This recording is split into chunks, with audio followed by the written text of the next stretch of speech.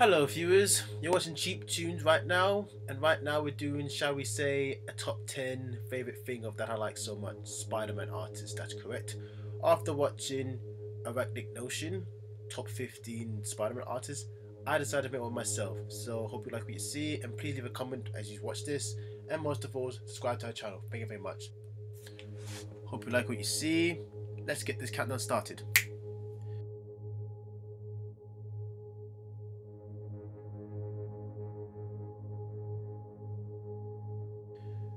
Julie Bell, what can I say? The woman's fantastic. She's amazing how she looks, but also she's amazing how she paints.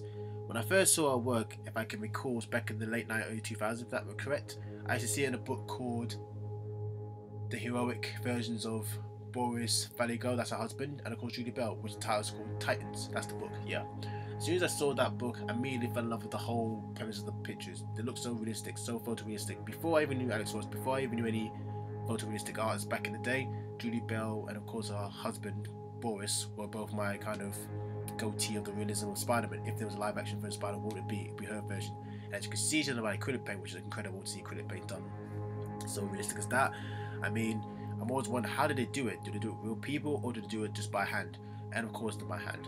And I read some of their work. It's really very insightful, very great but insightful. Because the thing is, you know, like I said, when I first saw their work, it looked so realistic. If I didn't know better, I thought it was a movie or some sort. But it's goes to show it's some great stuff what this woman does. So check her out stuff.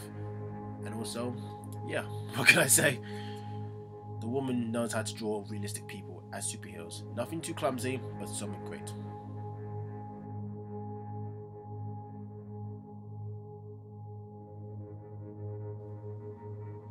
Mike Moringo. I'm so sorry if I pronounced his surname wrong. It's an unusual name, but what can I say? To me, this artist kind of very limited because he's not really like the big top G's like Tom McFarlane or James Bagley, etc. But Mike Moringo is really one of my favorites in the late 90s and early 2000s, shall we say. Not much of his stuff has been seen, but if you read Identity Crisis, was one of my favorites. It's really good stuff because he draws not only Spider-Man but also his alter ego, shall we say, like Ricochet, Hornet, Dusk, and of course Prodigy. And his stuff is kind of reminds me of Bruce Timm, but meets kind of the animation from the 90s, so yeah, that's how I like his style. It's like I said, he's very limited. He does stuff more for DC, I guess, as well as Marvel. But if you look at his stuff, read Spider-Man Identity Crisis, you understand what I'm talking about. So yeah, as you can see in my video, he really does kind of very blocky, but very corky, and still that same Dick Coris kind of look, but still kind of modern day. So yeah, it's good for animation if you ask me, so that's my pick. So yeah, Mike Moringo, ladies and gentlemen, hope you like it.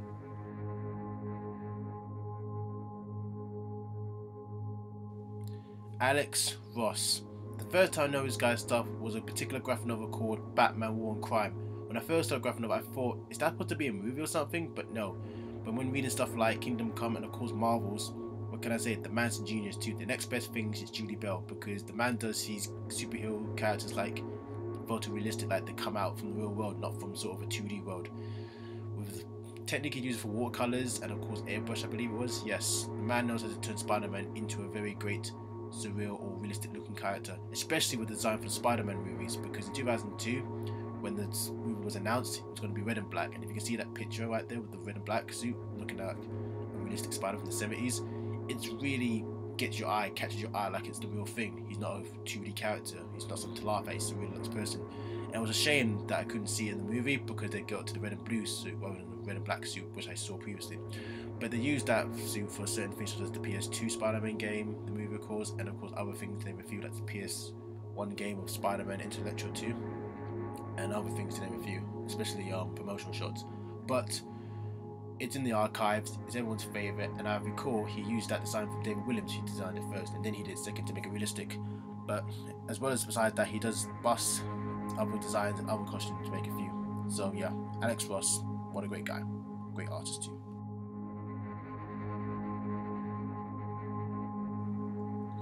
James Bagley. Now this is the guy I can truly say is the ultimate artist, but there's others before and after that just do as good as he does, or at least better. But no disrespect, because I mean, the man truly creates some of the greatest characters like Carnage, of course, and I suppose he created, of course, Ben Reilly's suit for Spider-Man when he was the prime Spider-Man, shall we say. And of course, he did Ultimate, he did, of course, Spectacular Spider-Man in the 90s, of course, and to name a few, he's still doing Spider-Man as we speak. but I wish he had that kind of publicity as John Romita Sr. has, or in fact what Tom Fowler has.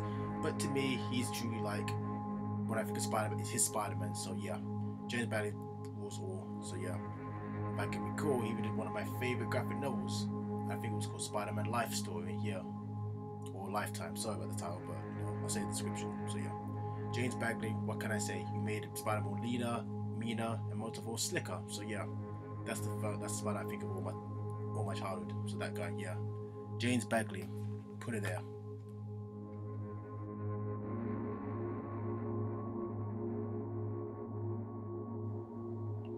John Romita Jr.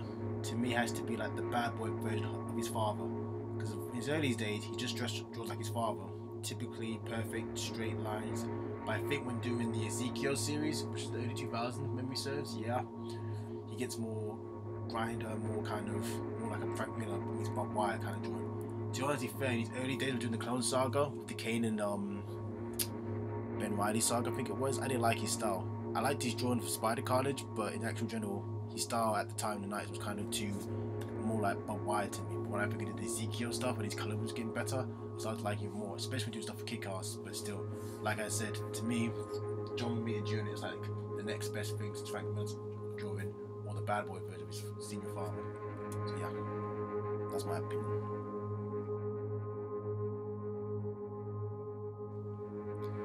As Todd McFarlane once said, John Romita Sr. is the normal Rockwell. I soon think of Spider-Man his Spider-Man.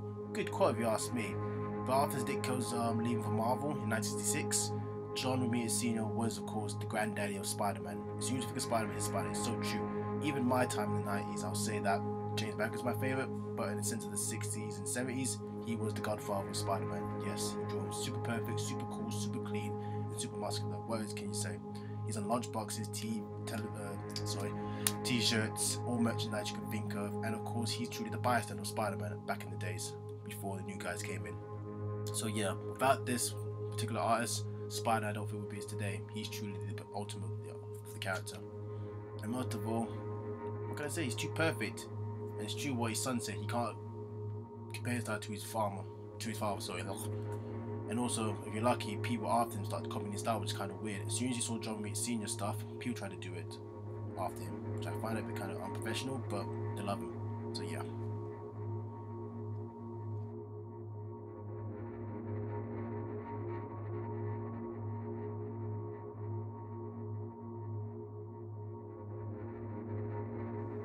Steve Ditko. What can we say? This is the man that made Spider-Man, or shall we say co-created Spider-Man, the late great Stan Lee. But most of all, he's the bystander of Spider-Man. He's the guy that made him quirky, awkward, skinny, lanky, but underneath that lanky suit lies a strong, healthy man, Peter Parker. Without that, it would have been for Steve Ditko. So yeah, even though people keep saying that he's not the greatest artist, it's true. His stuff is still kind of, I think with every artist when they begin their career, it's good, but it's not quite there yet. But it's the ultimate goal of opening the door, what could happen in the future for them. So basically, yeah, you gotta hand it to Steve Ditko for creating the iconic of Spider-Man. Yeah, without Steve Ditko, Spider-Man wouldn't exist. So yeah, so give him a hand there, why don't you? And rumor has it, they said that he nicked it from Ben Cooper, because I don't believe in that. I did a film on that too, so check it out if you can. But still, Steve Ditko is truly the mastermind of creating Spider-Man. So give a hand to Steve Ditko. Bravo.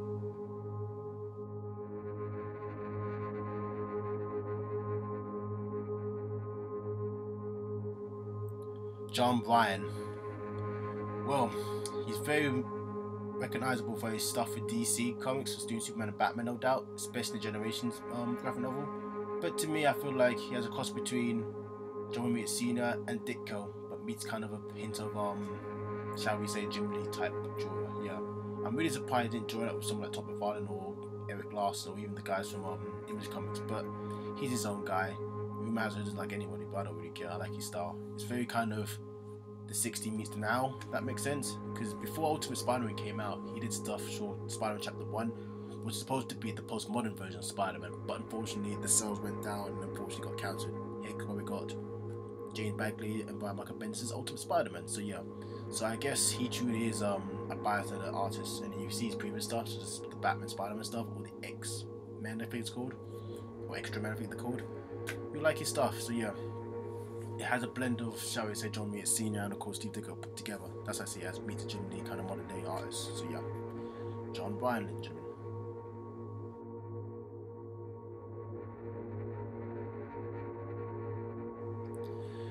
Terry Dodson, an artist which I can say makes, shall we say, Spider-Man a more mature lookalike, shall we say, compared to the previous ones or after him. To be honest, I thought this guy was a female artist because he reminds me of a particular female artist with that same style but different. But anyway, going back to him, the first time I saw Terry Dodson's art style work to be Mark Miller's Spider-Man Marvel Knights, and that was truly a great series too. It was a 10-part series, how to find art made in a 48-hour situation, but I'm not going to spoil it for you. But if you look at his style, it's kind of all represents sort of, and also if I recall, he did stuff for Kevin Smith's Black Cat series, so yeah, so that's one you have to look out for too. But like I said, his style kind of reminds me of how it inspired me if he really grew up. Rather than being a teenager we knew from the 60s or 70s, or from the Ultimate Comics, he was more of a grown man type Spider-Man. So yeah, this is how I see a grown man Spider-Man like in that way. Terry Dodson's drawing style. It's more grown up, yeah, more grown up, more adultery, almost like Spider-Man was made for an unrestricted kind of scenario. So yeah, that's it. It'd be more good for James Cameron's Spider-Man if we were ever lucky. So yeah, so that's my view on Terry Dodson's version of Spider-Man. So yeah.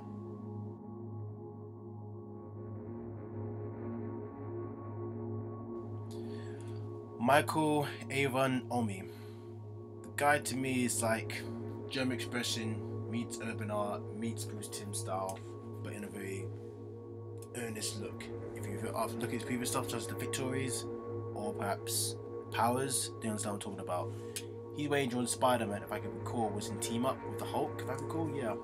It kind of has that kind of Michael Mignola meets Bruce Timm style. The shadow goes over the person, if that makes sense. And also doing other things too, to name a few. That's what I can say, really. That's my final one. That's my final pick. So Michael Mignola has a very dark but very, it's almost like Jim Marfoo's title, but yeah, it's very urbanistic. Nothing too perfect, nothing too polished, but too kind of, you know, cartoon meets surrealism, or cartoon meets the earnest. That's what I see it as, yeah. His way of drawing Spider-Man is kind of, to me, more of another way of drawing a restricted version of Spider-Man. Nothing for kids, but only for adults that way. So that's my opinion, really.